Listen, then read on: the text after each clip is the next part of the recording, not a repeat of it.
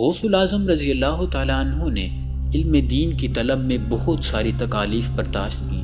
آپ رضی اللہ تعالیٰ عنہ خود فرماتے ہیں، میں نے بڑی بڑی سختیاں اور مشقتیں برداشت کی، اگر وہ کسی پہاڑ پر گزرتی تو وہ بھی پھٹ جاتا۔ آپ رضی اللہ تعالیٰ عنہ فرماتے ہیں کہ میں دن رات بیابانوں اور جنگلوں میں رہا کرتا تھا، میرے پاس شیاطین ہیبت ناک شکلوں میں قطار در قطار آتے اور مجھ سے مقابلہ کرتے، مجھ پر آگ پھینکتے، مگر میں اپنے دل میں بے حد ہمت اور طاقت محسوس کرتا اور غیب سے آواز آتی، اے عبد القادر اٹھو، ان کی طرف بڑھو، مقابلے میں ہم تمہیں ثابت قدم رکھیں گے اور تمہاری مدد کریں گے۔ پھر جب میں ان کی طرف بڑھتا تو وہ دائیں بائیں یا جدھر سے آتے اسی طرف بھاگ جاتے، لیکن ان میں سے میرے پاس صرف ایک ہی شخص آتا اور ڈراتا اور مجھے کہتا کہ یہاں سے چلے جاؤ، تو میں اسے ایک تمانچہ مارتا تو وہ بھاگتا نظر آتا، پھر میں لا حول ولا قوت الا باللہ پڑھتا تو وہ غائب ہو جاتا۔ سرکار بغداد حضور غوث پاک رضی اللہ تعالیٰ عنہ فرماتے ہیں، ایک بار میں کسی جنگل کی طرف نکل گیا اور کئی روز وہاں پڑا رہا، کھانے پینے کو کچھ بھی نہ ہوتا تھا، مجھ پر پیاس کا غلبہ تھا۔ ایسے میں میرے سر پر بادل کا ایک ٹکڑا نمودار ہوا، اس میں سے کچھ بارش کے قطرے گرے جنہیں میں نے پی لیا۔ اس کے بعد بادل میں ایک نورانی صورت ظاہر ہوئی جس سے آسمان کے کنارے روشن ہو گئے اور ایک آواز گونجنے لگی، اے عبد القادر میں تیرا رب ہوں، میں نے تمام حرام چیزیں تیرے لیے حلال کر دی۔ میں نے اسی وقت اعوذ باللہ من الشیطان الرجیم پڑھا، ایک دم روشنی ختم ہو گئی اور اس نے دھوئیں کا روپ دھار لیا اور آواز آئی، اے عبد القادر اس سے پہلے میں 70 اولیاء کو گمراہ کر چکا ہوں مگر تجھے تیرے علم نے بچا لیا۔ میں نے کہا، اے مردود مجھے میرے علم نے نہیں بلکہ میرے رب کے فضل نے بچا لیا۔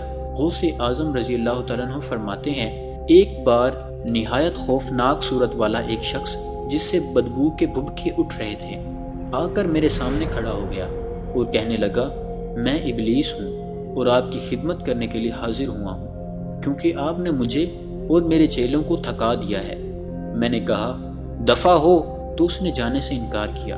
اتنے میں غیب سے ایک ہاتھ نمودار ہوا جس نے اس کے سر پر ایسی زوردار ضرب لگائی کہ وہ زمین میں دھنس گیا، مگر پھر اس نے آگ کا شعلہ ہاتھ میں لے کر مجھ پر حملہ کیا۔ اتنے میں ایک نقاب پوش صاحب گھوڑے پر سوار ہو کر تشریف لائے اور انہوں نے مجھے تلوار دی۔ یہ دیکھ کر شیطان بھاگ کھڑا ہوا۔ سرکار بغداد حضور غوث پاک رضی اللہ تعالیٰ عنہ فرماتے ہیں کہ ایک بار میں نے دیکھا کہ شیطان دور بیٹھا اپنے سر پر خاک اڑا رہا ہے اور روتے ہوئے کہہ رہا ہے، اے عبد القادر میں آپ سے مایوس ہو گیا ہوں۔ میں نے کہا، اے ملعون دفع ہو، میں تجھ سے کبھی بھی بے خوف نہیں ہو سکتا۔ وہ بولا، آپ کی یہ بات میرے لیے سب سے زیادہ سخت ہے۔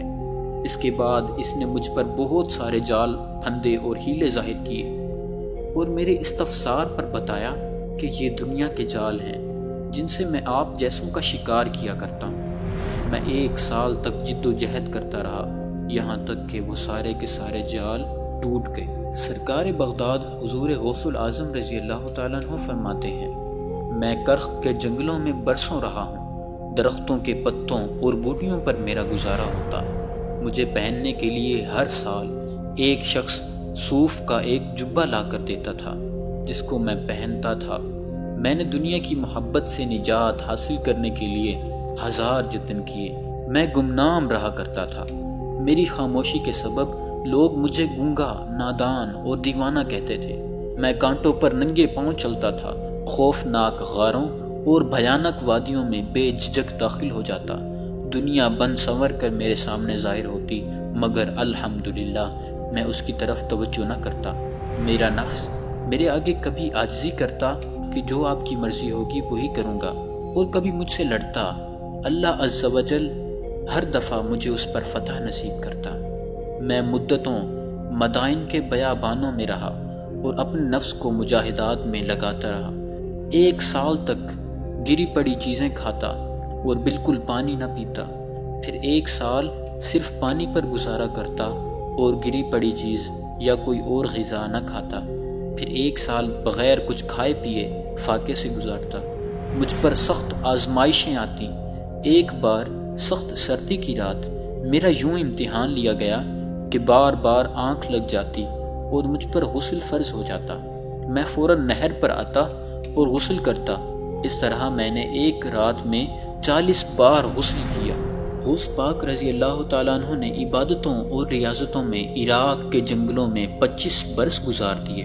سرکار بغداد حضور غوث پاک رضی اللہ تعالیٰ عنہ فرماتے ہیں، میں شہر میں کھانے کے ارادے سے گرے پڑے ٹکڑے یا جنگل کی کوئی گھاس یا پتی اٹھانا چاہتا، جب دیکھتا کہ دوسرے فقیر بھی اسی کی تلاش میں ہیں تو اپنے اسلامی بھائیوں پر ایثار کرتے ہوئے نہ اٹھاتا بلکہ یوں ہی چھوڑ دیتا تاکہ وہ اٹھا کر لے جائیں، اور خود بھوکا رہتا۔ جب بھوک کے سبب کمزوری حد سے بڑی اور قریب الموت ہو گیا تو میں نے پھول والے بازار سے ایک کھانے کی چیز جو زمین پر پڑی تھی اٹھائی اور ایک کونے میں جا کر اسے کھانے کے لیے بیٹھ گیا۔ اتنے میں ایک اجمی نوجوان آیا، اس کے پاس تازہ روٹیاں اور بھنا ہوا گوشت تھا، وہ بیٹھ کر کھانے لگا۔ اس کو دیکھ کر میری کھانے کی خواہش ایک دم شدت اختیار کر گئی۔ جب وہ اپنے کھانے کے لیے لقمہ اٹھاتا تو بھوک کی بے تابی کی وجہ سے بے اختیار جی چاہتا کہ میں منہ کھول دوں تاکہ وہ میرے منہ میں لقمہ ڈال دے۔ آخر میں نے اپنے نفس کو ڈانٹا کہ بے صبری مت کر، اللہ عز و جل میرے ساتھ ہے، چاہے موت آ جائے مگر میں اس نوجوان سے مانگ کر ہرگز نہیں کھاؤں گا۔ یکا یک وہ نوجوان میری طرف متوجہ ہوا اور کہنے لگا، بھائی آ جائیے، آپ بھی کھا لیجئے۔ میں نے انکار کیا۔ اس نے بہت اصرار کیا۔ میرے نفس نے مجھے کھانے کے لیے بہت ابھارا لیکن میں نے پھر بھی انکار ہی کیا، مگر اس نوجوان کے پہم اصرار پر میں نے تھوڑا سا کھا لیا۔ اس نے مجھ سے پوچھا، آپ کہاں کے رہنے والے ہیں؟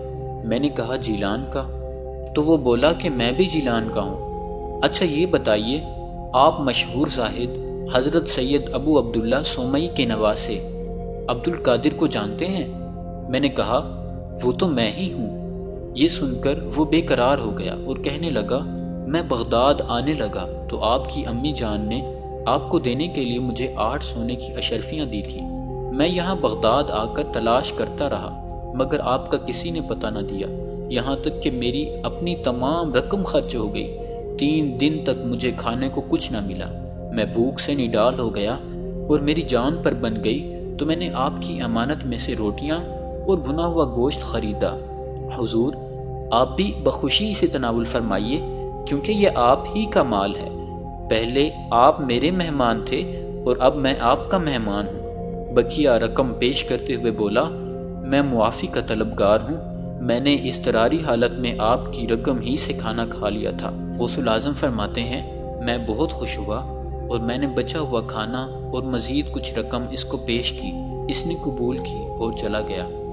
دیکھیے تو صحیح کہ ایک طرف ہمارے پیر و مرشد غوث اعظم ہیں، آپ نے سخت تنگ دستی اور فاقہ مستی کے باوجود غذا اور رقم کے معاملے میں بے حد ایثار سے کام لیا، جبکہ دوسری طرف غوث پاک کی عقیدت کا دم بھرنے والے نالائق مرید ہیں کہ بھوکے رہنے کی توفیق تو دور رہی، بالفرض 11ویں شریف کی نیاز کی بریانی ہی سامنے آ جائے تو حرص کا ایسا غلبہ طاری ہو جائے کہ جی چاہے بس سارے کا سارا تھال میں ہی کھا ڈالوں، بوٹی تو کجا کسی کو چاول کا ایک دانہ بھی نہ جانے پائے۔ اے عاشقان غوث اعظم، آپ کو بھی جب کبھی دوسروں کے ساتھ مل کر کھانے کا اتفاق ہو، بڑے بڑے نوالے بغیر چبائے جلد جلد نگلنے اور عمدہ بوٹیاں اپنی طرف سرکا لینے کی حرص غالب آ جائے، اس وقت اپنے پیر و مرشد غوث پاک رضی اللہ تعالیٰ عنہ کی بیان کردہ اس حکایت کے ساتھ یہ فرمان مصطفیٰ بھی ذہن میں دہرا لیجئے گا۔ آپ نے فرمایا، جو شخص اس چیز کو جس کی خود اسے حاجت ہو دوسرے کو دے دے تو اللہ عز و جل اسے بخش دیتا ہے۔